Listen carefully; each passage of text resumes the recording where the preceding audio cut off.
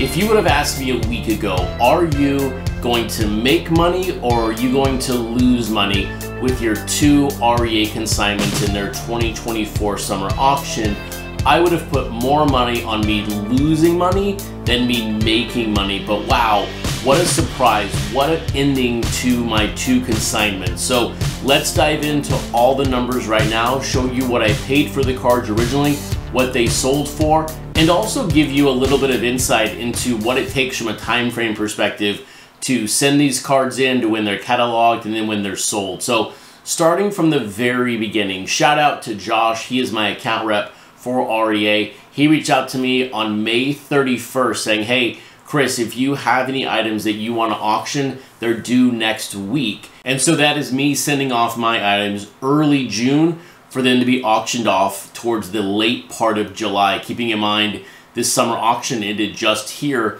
on August 11th. Now, one really cool, neat thing for these two cards that I auctioned off was one of them, my REA Demmitt SGC1, was on display at the National. So that was kind of a neat thing to walk by the smaller REA booth every single day and see that REA Demmitt that I owned on display for everyone to see. But you can tell right there from a timing perspective, I didn't have these two items for nearly 2 months before they sold. So it's a significant time investment for you as a collector or consigner to get these cards in, but I'll tell you, it was worth every single day considering what they sold for. And now, if you missed my original video where I highlighted the two best items in the REA summer catalog that were actually mine, one of them, of course, was that REA Demmitt. The second lot that I was selling was the complete 1971 Top Super Set. So let's go ahead and set the stage. What did I originally pay for these two items, and when did I buy them originally? So on that 1971 Top Super Set, I originally purchased this from Heritage January 2nd, 2022 with buyer's premium. That total came out to $456. And then on the REA Demmitt, I won this from the exact same summer auction, but last year, July 24th, 2023, and I paid with buyer's premium $3,120. So from a total investment perspective, I'm not counting tax here because that's kind of just on the back end. I'm essentially in these cards for just over $3.5 or $3.6 thousand. And when I was making my video right before the auction ended, I was pretty certain that I was going to be losing money. Number one, because I misread my contract from REA. But then number two, I didn't expect to see the price surge that happened right at the end. But from an REA contract perspective, this is what I missed in the wording. It says Robert Edward Auction standard service fee is 20%. But then in bold, which is what I missed, it says, in consideration of the quality of your consigned material, the service fee shall be reduced to 0% of the hammer price. Now, what is the hammer price? The hammer price is what it sells for before the 20% that's added from a buyer's premium perspective. But going up until the last couple of hours of this auction, I thought I was going to be paying 20% juice after what the sale price was, and I knew I was never going to be getting any of that buyer's premium. So I was thinking I was going to be losing money because I wasn't certain that that Demmitt was going to get high enough to cover the 20% loss for their consignment fee. But I was very thankful to see right at the very end and realize that I misread the contract. So whatever the card ended at, I was going to be able to keep all of that money. And when I saw it climb to 3.5, 3.6, 3.7, I was getting very excited. But the card I was most excited about was that 1971 Top Super Set. And in that 1971 Top Super Set, there was legit competition from two other lots in the summer auction. There was a complete set listed, not as great of quality of cards, but then there was another one listed with a little better quality, not to the quality that my set was, but it also included a wrapper. And so if you remember back from my video, I was hoping the set made a final sale price of $600. I was happy at $600 if it got there because I paid $450 for this set. So I was like, if I can just break even on this set, I'll be happy, because I bought it, put it in a box, and I never looked at it for 2.5 years basically. But let's take a look first at what the other two listings ended at. So in a weird way, I kind of do like my original $600 estimate. That low grade complete set sold for $360. The one with the wrapper, $660. So I thought my set was going to end right around that price point. But where did my set end? My set ended before buyer's premium at $1,500. And when you look it up now on the REA website with the buyer's premium, that set sold for $1,800.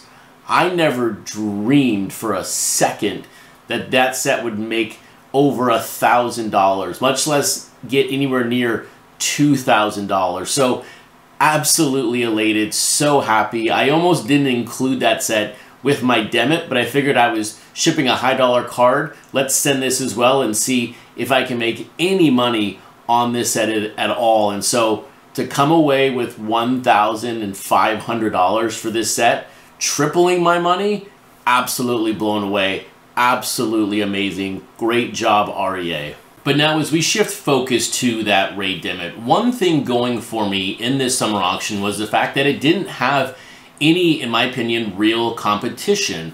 There was only one other polar bear REA Demmitt listed, and that is a PSA 2. And when it comes to these specific cards for polar bear, a 1 to 2 to 3, they're not anywhere near each other from a competition or value perspective. So I knew the buyer of the 2 was not going to be a buyer of the 1. Whereas when I first bought my Demmitt, where I made my biggest mistake was I was bidding on the A grade, which I have still kept, and I was also bidding on the 1, trying to find the better deal of the 2. But for me, in this auction, this SGC 1 was all by itself. And just for reference here, that PSA 2 REA Demmitt finished over $10,000. And that is also why when I look at my set goals for polar bear, I want to have an SGC 3 set and above, sans Demmitt and O'Hara, as I just don't think I'll ever be able to pull the trigger on a 3 on either one of those cards when you're looking at $15,000, if not more, for a card in that grade of condition. So where did that Demmitt of mine end up at the end of the day? Now I kind of gave it away a little bit earlier in the video when I was talking about it hitting 3.6, 3.7, 3.8, but again, another tremendous result for this Demmitt. But I also think it opens up another story, another angle around what a potential complete T206 set may look like in the future because of where this card ended, along with the other Bill O'Hara PSA 1 for polar bear. But this REA Demmitt, my REA Demmitt, before buyer's premium, ended at $4,100. A full $1,000 before buyer's premium over what I paid for this card exactly 1 year ago. And then when you add that buyer's premium, $4,920 is the final sale price of my SGC 1 REA Demmitt. Absolutely phenomenal result. Going from a week before the auction ending, thinking I was going to lose money on this Demmitt, to making $1,000, minus, of course, not factoring in the tax I paid on that 3.1K purchase a year ago. Just an incredible result. So when you add all of the numbers up, what was my final profit on these two consignments? Number one, I invested from the Demmitt and the top superset, $3,576. These two items ended at $5,600. So I made just over $2,000 in profit on these two items. Now, a couple of things to keep in mind here. When you go back to that contract of mine, I didn't ask, and I still haven't asked any questions around what items may be charged that 20% surcharge. So if you are thinking about consigning with REA and you get that contract back, ask some questions or ask before you consign these items. I don't know if I sent them some low grade T206 cards, I may get charged that 20% juice, or maybe that's just their standard language and no one gets charged any surcharge minus, of course, REA keeping that 20% buyer's premium. So just word of warning for anyone thinking about consigning with REA. But overall, I will say this was a tremendous experience. I don't know at the moment if I have anything else to consign. Maybe I may consign my 1971 Topps complete set.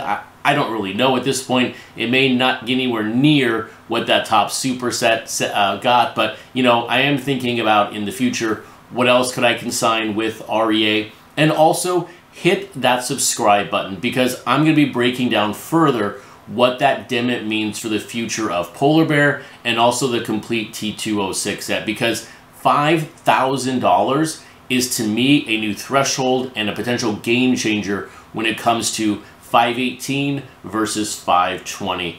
And if you like this video, give it a thumbs up as well.